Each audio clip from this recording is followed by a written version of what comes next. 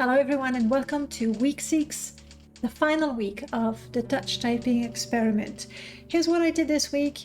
I focused entirely on practicing and finishing the typing.com course, which I did, excluding the numpad, the exercises for Vorjak.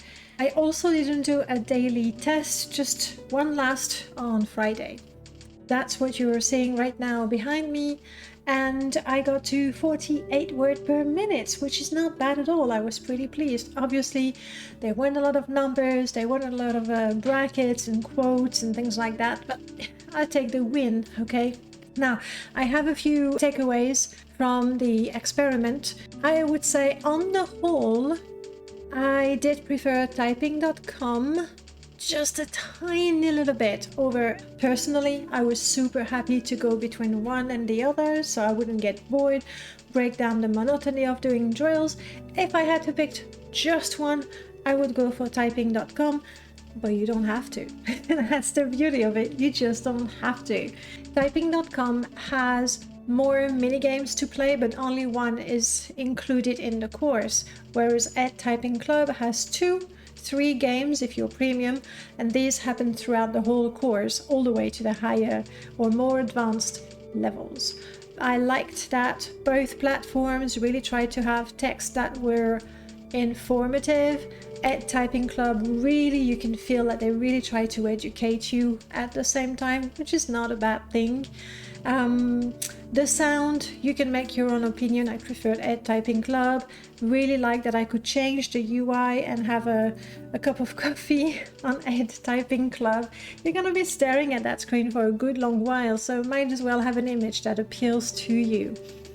I absolutely love the stats page from Ed Typing Club that would tell you, yes, your speed, your accuracy, but also your speed and accuracy per digit and per key. I thought that was really, really useful. Because boredom was my biggest enemy, I did go not only from one platform to the other, I also tried different things, different games. Touch Type Tale that I really enjoy. It's fun, you do all kinds of things. You can choose the language you want to type in, which is also true of Ed Typing Club, by the way, not typing.com. You have some options. Do you want to have to type capital letters, or it doesn't matter? The one thing that annoyed me is that there were a couple of scenarios where, first of all, you couldn't skip them, and how fast or how accurately you would type wouldn't matter. No, you just had to work out the winning strategy to win the scenario. And now it's a game, and that's what you want in a game. But to lose a scenario, not because I was not typing well, which is really the purpose of the game, felt a bit frustrating. The second game I tried is Epistory. Loved the vibe, the art style. I really like switching between exploration and combat, so it's not, always stressful. Though I did find that the exploration bits would be just a little too long, because while you explore, you're not typing, and the point is to type. Those downtimes were a little too long for me. The third game I played is The Typing of the Dead. Now this is definitely high adrenaline, even funny at times. The problem is profanities back to back, essentially. A lot of the humor come from the profanities, from the gross and the gore. So if that's not your type of thing, it's not particularly mine. I just accept that if I want to play that game, it's part of the whole vibe, just like House of the Dead was. The final game I tried is a little indie game called Typing Challenge, and this one really tickles your brain. It's not about how quickly you're gonna type, it's about typing the right key, in fact the right combination of keys at the right time. I love that.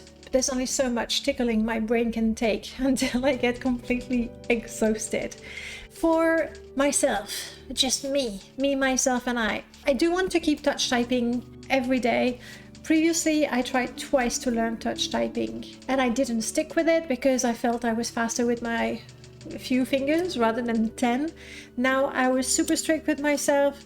touch typing, not looking at the keyboard. The exception was when I had to type a single word. When I started, I didn't really have a goal that I wanted to achieve. I'm super happy I went from 20 plus to 40 plus, 50 plus, if there are no numbers and or symbols. It's always a bit of surprise when my fingers find the correct number or the correct bracket sign without, you know, having to try multiple times, but it still slows me down a lot. So I need to keep practicing. To do that, I want to finish Touch Type Tale because it's fun. And I will keep doing a weekly test until I reach 50. When I reach 50, this is game over, victory, cue the fanfares. I've completed my challenge, and I think I'm going to gift myself new keycaps for my keyboard. That will be a nice conclusion to the experiment. Doing this little experiment really got me thinking. I tried to touch type a couple of times before that, didn't stick. The difference here, maybe third time's the charm, could be it. But mostly for me, making those videos, sharing my progress and my difficulties really kept me going, and I enjoy that a lot. So I'm considering making a second YouTube channel, maybe called Danae Tries, we'll see, where I can have more of these experiments, so I can learn new things, new skills.